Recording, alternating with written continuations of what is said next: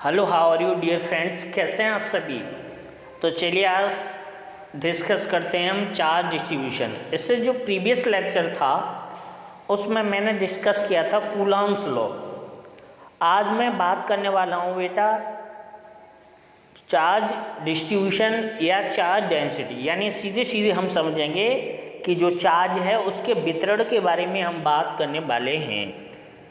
तो बेटा हमको ये समझना है कि जो चार्ज होता है ये किसी भी कंडक्टर पर जैसे ही हम उसको चार्ज देते हैं, तो हमने बताया था चार्जिंग के 3 मेथड थे, तो उसमें हमने 2 मेथड का यूज किया था। फर्स्ट था हमारा क्या था, कंडक्शन, और सेकंड था इंडक्शन, और थर्ड था फ्रिक्शन। तो हम इंडक्शन और कंडक्शन की ज़्यादा बात करेंगे, तो उसी के अकॉर्डिंग अगर मैं यहाँ कंडक्शन मेथड को यूज करूँ तो किसी भी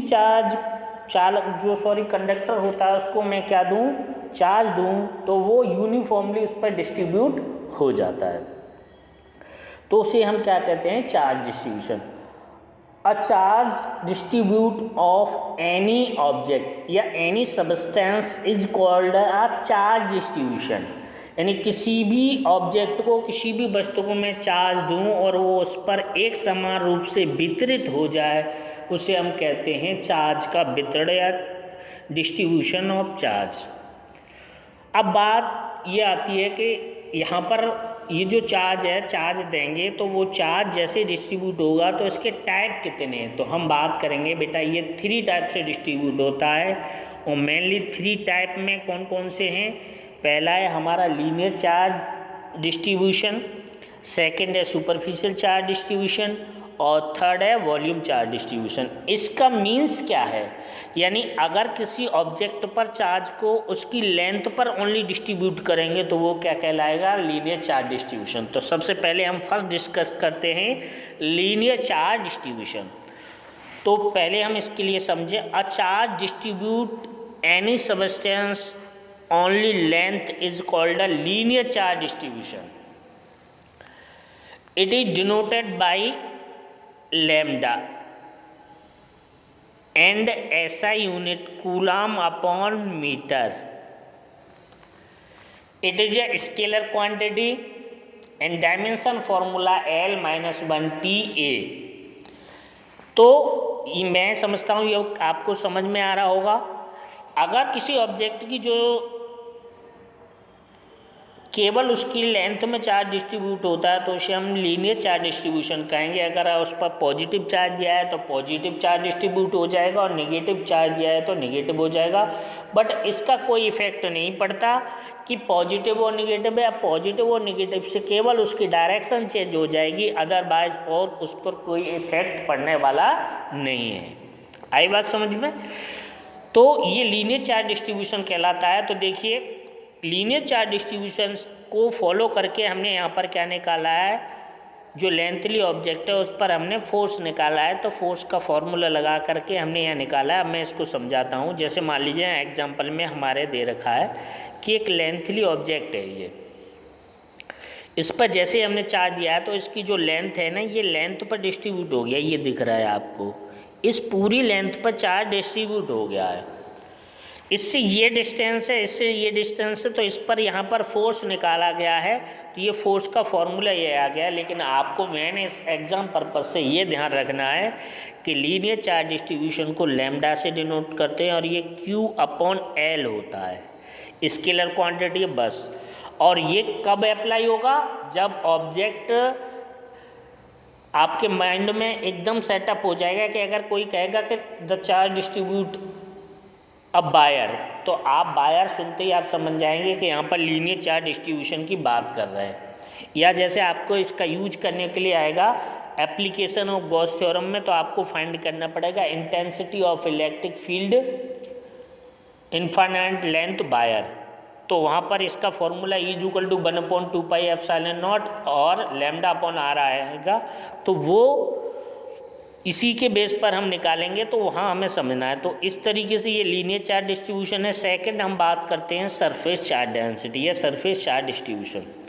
तो a charge distribute any substance length and width is called superficial charge distribution या area charge distribution, it is denoted by sigma, it is a scalar quantity that is sigma is equal to q upon A. ऐसा unit coulomb upon क्या हो जाएगी, coulomb upon metre square, coulomb upon metre square. And dimension क्या हो जाएगा, L minus 2TA। आगे मैं बात करूं इसी तरीके से उसका एप्लीकेशन, उसके अकॉर्डिंग मैंने फोर्स फाइंड किया है, फोर्स का भी वही फॉर्मूला है। उसी तरीके से यहाँ पर बस ये थोड़ा सा चेंज है कि ये जिस पर मैंने ये चार्ज दिया गया है, डिस्ट्रीब्यूट किया गया है, उसमें लेंथ और विड्थ है।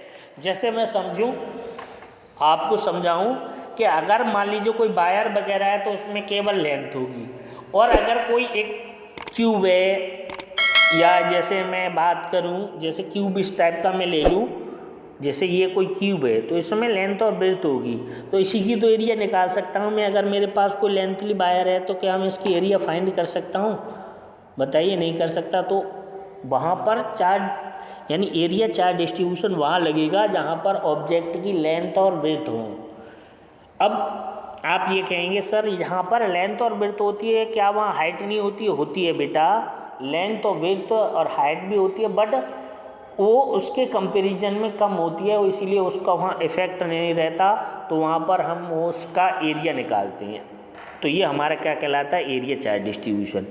अब बात करेंगे हम वॉल्यूम चार्ज डिस्ट्रीब्यूशन। तो पहले मैं आपको इसके डायग्राम्स को क्लियर कर दूं कि यहाँ पर लेंथ, विड्थ और हाइट या कीबोर्ड टाइप का दे रखा है, उसके हम समझ जाएंगे कि जब इसको चार्ज देंगे तो इसकी लेंथ, विड्थ और हाइट पे डिस्ट्रीब्यूट होगा। तो हम इसके अकॉर्डिंग क्या कह सकते हैं, the charge distribute any substance length, width और हाइट और volume is called the volume charge density. It is denoted by row, it is denoted by रो। इसको रो से डिनोट करते हैं। रो इज इक्वल टू क्या होता है, Q अपॉन B, वॉल्यूम।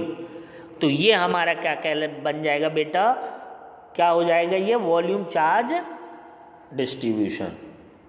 आई बात समझ में? मैं समझता हूँ कि आपको ये क्लियर होगा। और उसी के बेस पर यहाँ पर मेरा फोर्स फाइंड किया गया है। तो देखिए फोर्स का ये बहुत बड़ी बात नहीं है। यहाँ पर होता क्या है, अगर आपको यहाँ दिक्कत आ रही है तो थोड़ा सा इस लास्ट वाले को, वैसे तीनों में एक ही बात है, तीनों को किसी को समझ लीजिए, फिर मैं किसी एक को समझा देता हूँ। जैसे मान लीजिए मैं यहाँ पर फोर्स फाइंड करूँ तो अकॉर्डिंग कूलॉम्स लॉ मेरा फॉर्मूला क्या है, F is equal to 1/4πε0 Q1 और Q2 अपॉन R स्क्वायर, यहाँ K लिखते हैं कांस्टेंट। तो ये Q1 और Q पर और इस पर डिपेंड कर रहा है, ये तो हमारा कांस्टेंट है, K तो इस पर डिपेंड ही नहीं कर रहा। तो वहाँ पर जैसे हमने लीनियर चार्ज डिस्ट्रीब्यूशन कहीं लगाना है तो उसको हम यहाँ कैसे यूज करेंगे समझो। जैसे हमें यहाँ देख लिया हमने कि लैम्डा इज इक्वल टू क्या है, Q अपॉन L है। तो अगर हमें Q इसको कन्वर्ट करके Q बराबर निकालना है तो क्या आ जाएगा, लैम्डा इंटू एल। तो लैम्डा इंटू एल आ जाएगा, तो क्यू की जगह पे पुट करते हैं। तो ऐसे ही करके इनकी जगह पे पुट करके ये जो हमारे फोर्स की वैल्यू हैं वो फाइंड की गई हैं। तो मैं आपको समझ में आ गया volume charge distribution. It is denoted by rho, यानी the charge distribute any substance length and width and height is called the volume charge distribution. It is denoted by rho, इसे रो से डिनोट करते हैं। और rho equal to क्या होता है, Q upon B, it's scalar quantity और ऐसा unit coulomb upon metre cube. तो ये क्या आ गया बेटा मेरा, यहाँ पर इसका वॉल्यूम चार्ज डिस्ट्रीब्यूशन हो गया। अब मैं आपको थोड़ा सा यहाँ एक कन्फ्यूजन है उसको क्लियर कर दूँ कि ये 3 टाइप का ही क्यों था, अदर भी टाइप क्यों नहीं थे डिस्ट्रीब्यूशन के। तो मैं आपको आपकी जानकारी के लिए बता दूं कि जो वर्ल्ड है, संसार है, उसमें ऑब्जेक्ट ओनली 3 डायमेंशन है। जैसे यहाँ मैं 3 एक्सेस लेता हूँ, X, Y, Z, और एक ये तीनों एक दूसरे के परपेंडिकुलर होते हैं, 90 का एंगल बनाते हैं ईच अदर। तो ये इस एरिया को बाउंड करता है, ये इस एरिया को बाउंड करता है। ये तो पूरा वर्ल्ड है, संसार है, वो 3 डायमेंशन ही है, इससे अदर नहीं है। या फिर मैं बताऊं आपको कि जैसे 11th क्लास में आपने पढ़ा होगा इलास्टिसिटी वाला चैप्टर, उसमें था यंग मॉडुलस व्लक मॉडुलस, मॉडुलस और प्रिजिडिटी 3 टाइप का ही क्यों था वो वहाँ मैंने क्लियर कर दिया था, नहीं तो आपको और बता दूँ। उसके बाद मैंने थर्मल एक्सपेंशन में देखा था सॉलिड का थर्मल एक्सपेंशन में लीनियर एक्सपेंशन, सुपरफिशियल एक्सपेंशन और volume expansion, alpha beta gamma, इनका रेशियो है 1:2:3। तो वहाँ पर भी लेंथ विड्थ और हाइट की बात की गई है। ऑब्जेक्ट थ्री डायमेंशन होते हैं, यानी जिसमें लेंथ होती है वो लेंथली कहा जाता है, जिसमें लेंथ विड्थ होती है उसका एरिया फाइंड किया जा सकता है, और जिसमें लेंथ विड्थ और हाइट होती है उसका वॉल्यूम फाइंड किया जा सकता है। तो आपको जब ये यूज करने के लिए आए, यानी कहीं पर यूज करने की नीड पड़े आपको चार्ज डिस्ट्रीब्यूशन को, तो आपको उस ऑब्जेक्ट का शेप एंड साइज देख लेना है। जैसे उसने कहा कि प्लेन सीट, तो सीट मिलेगी तो उसमें लेंथ और ब्रेथ होंगी, क्योंकि आप जब गॉस थ्योरम की एप्लीकेशन पढ़ेंगे तो वहाँ पर आपको प्लेन सीट की इंटेंसिटी फाइंड करनी पड़ेगी। तो वहाँ पर भी आपको देखना पड़ेगा कि जिस चीज़ की वो बात कर रहा है इंटेंसिटी फाइंड करने की, वहाँ पर कौन सा चार्ज डिस्ट्रीब्यूशन लगेगा, लीनियर या सुपरफिशियल या वॉल्यूम। तो चलिए, मैं समझता हूँ ये आपको क्लियर हो गया होगा, और अगर कहीं किसी की कोई क्वेरी है तो मुझे बताएं। लेकिन अगर ये आपने इससे जो प्रीवियस लेक्चर नहीं देखे तो उसका लिंक है मैं इस वीडियो के डिस्क्रिप्शन में दे दूंगा, और आपको हैंड रिटन नोट्स चाहिए तो वो इस वीडियो के डिस्क्रिप्शन में उसको लिंक मिल जाएगा, आप वहाँ से डाउनलोड कर सकते हैं। तो मैं समझता हूँ कि आपको क्लियर हो गया होगा, और अगर आपकी कोई भी क्वेरी है तो मुझे कमेंट कर सकते हैं। मेरे चैनल को लाइक शेयर और सब्सक्राइब करें, और अगर इससे भी बड़ी आपकी कोई क्वेरी है तो मेरे व्हाट्सएप नंबर पर मैसेज करके मुझसे डायरेक्ट उस क्वेश्चन का आंसर या जो भी आपकी प्रॉब्लम है उसको सॉल्व कर सकते हैं। तो चलिए, थैंक यू फॉर वॉचिंग।